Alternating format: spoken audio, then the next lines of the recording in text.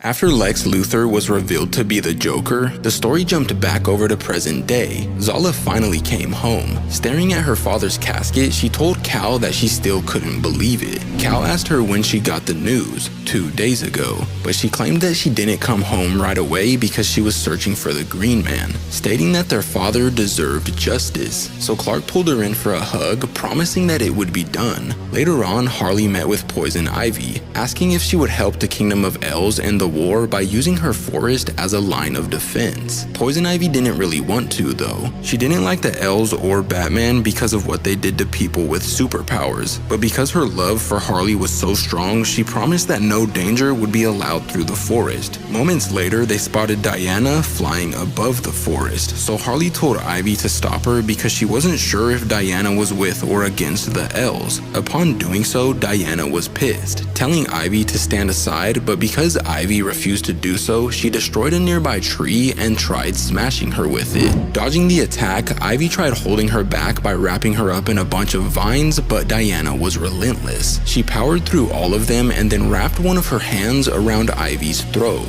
Harley then tried easing the tension, asking Diana why she was there. She was there for Zala, who coincidentally showed up with Cal just moments later, and upon doing so, Diana pulled her aside, expressing that King Jefferson claimed she killed his son. Zala was dumbfounded, conveying that she took no part in such a thing, so Diana began wondering why King Jefferson would make such a claim. Zala wasn't quite sure, but assumed it was to gain sympathy and allies. After that, they promised that they would stick together once the war broke out, and then the story jumped back over to Alfred and Bruce arriving to the Kingdom of El, where Grayson approached them, asking if they had found the fallen star. Bruce told him that they had found something alright, and then asked if he had seen Kal-El anywhere. According to Steph, he was on the outskirts of the city, near the forest. Upon finding him, Bruce showed him the piece of kryptonite, expressing that Alfred encased it in armor to disable its effects. But Cal was confused. If this rock was from Krypton, why was it affecting Bruce? Because their father was one and the same.